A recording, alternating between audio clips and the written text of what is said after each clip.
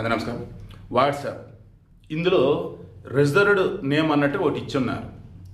మామూలు సెట్టింగ్స్లోకి వెళ్తే అక్కడ మన ఆప్షన్ వస్తుంది. యూజర్ నేము అక్కడ రిజర్వ్డ్ నేమ్ అన్నట్టు. నాది జర్నలిస్ట్ శివప్రసాద్ ఎస్పీ అని ఉంటుంది.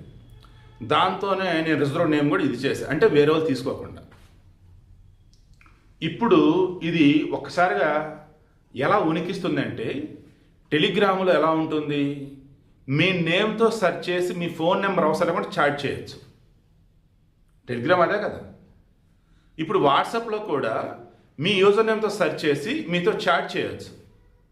ఇన్ కేస్ నా యూజర్ నేమ్ ఎవడో ఒక ఫ్రాడ్ చేసేవాడు ఉన్నాడు, ఒక బ్లాక్మెయిల్ చేసేవాడు ఉన్నాడు, ఒక స్కామ్ చేసేవాడు ఉన్నాడు, వాడు నా యూజర్ నేమ్ ఆల్రెడీ తీసుకున్నాడు. ఫర్ ఎగ్జాంపుల్ నేను ఫస్ట్ జర్నలిస్ట్ శివప్రసాద్ అని పెట్టాను, తీసుకుంది.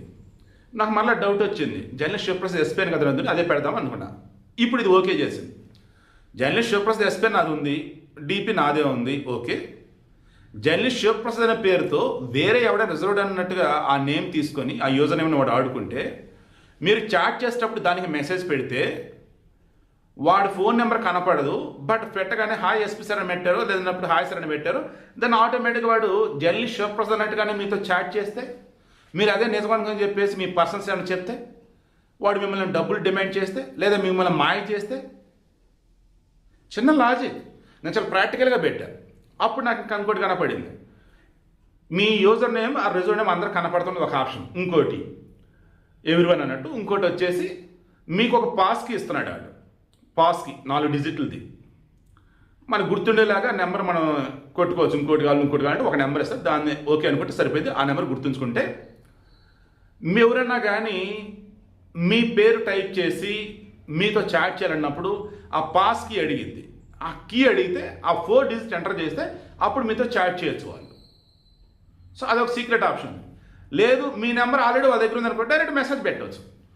వన్స్ మీ నెంబర్ వాళ్ళ దగ్గర ఉంటే డైరెక్ట్ మెసేజ్ పెడితే ఇప్పటివరకు జరుగుతున్నది. టెలిగ్రామ్లో ఎలాగా మీ నెంబర్ సెర్చ్ చేసి, క్షమించాలి నెంబర్ కాదు, పేరు సెర్చ్ చేసి నెంబర్ లేకపోయినా అక్కడ చాట్ చేయొచ్చు. బోల్డ్ అని మోసాలు జరుగుతుంది టెలిగ్రామ్లో. అలానే కదా, ముక్కు ముఖం తెలియని మెసేజ్లు పెడతారు అసలు. సో మీకు అర్థమవుతుందని సింపుల్గానే ఎక్స్ప్లెయిన్ చేసాం. ఇది ఇందాక ఈవినింగ్ అరౌండ్ 5 అప్పుడు ఇదంతా తీసింది. యాక్చువల్లీ టైం అరౌండ్ 6:30 అవుతుంది, బట్ నైట్ పెడతాను ఈ వీడియో.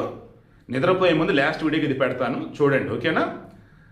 ఇన్స్టాగ్రామ్ కానీ, టెలిగ్రామ్ కానీ, వాట్సాప్ కానీ, ఫేస్బుక్ కానీ, స్నాప్చాట్ కానీ, సోషల్ మీడియాలో ఏదైనా కానీ మనకి వాళ్ళు 100% తెలుసు అనుకుని చాట్ చేయటం వేరు, మన వల్ల అయి ఉంటారు లేరా అనుకుని చాట్ చేయటం వేరు.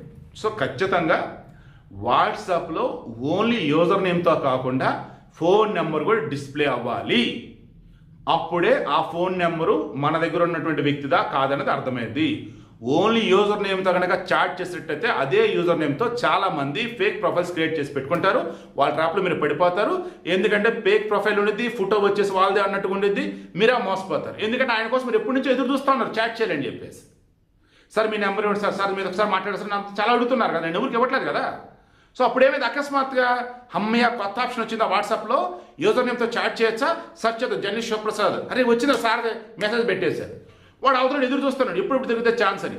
రైట్, దొరికేసింది. వాడు నన్ను నా యూజర్ అంటే నా పేరు నన్ను వాడేసి వాడు బలి చేస్తాడు. మీరా నేను కూడా చాట్ చేస్తారు. తీరా వాడు ఫ్రాడ్ చేసిన విషయం తెలియగానే మీరు వచ్చి ఏమంటారు, ఏ సార్ నన్ను అలా మోసం చేశారు మీరు అన్న అంటారు. నేనేంటి మోసం చేయడం అమ్మా నేను అంటాను. లేదు మీరే సార్ మొత్తం చాట్ చేస్తాను మీరు అంటారు. నెంబర్ ఏంటంటే నెంబర్ లేదు మీ పేరు ఉందని అంటారు. నా పేరు ఇది కదా నేను అంటాను. లేదు మీరే ఫేక్ ప్రొఫైల్ క్రియేట్ చేసి నన్ను అంటారు. దాన్ని పోలీస్ స్టేషన్కి వెళ్తారు, నేను రావాలి, అవసరమా? సో అందుకే వాట్సాప్లో ఎట్టి పరిస్థితుల్లో యూజర్ నేమ్తో పాటు ఫోన్ నెంబర్ కూడా కనపడాలి. అలా కనపడితేనే సెక్యూరిటీ ఉన్నట్టు. అదర్వైజ్ టెలిగ్రామ్లో ఇది కూడా ఒక దరిద్రం అన్నట్టే. ప్రజెంట్ ట్రయల్ వర్షన్ ఉంది కాబట్టి ఎట్టి పరిస్థితుల్లో ఓన్లీ యూజర్ నేమ్లతో వాట్సాప్ను ఉంచకుండా ఖచ్చితంగా ఫోన్ నెంబర్ కూడా ఉంచాలని నేనైతే డిమాండ్ చేస్తూ ఉన్నాను.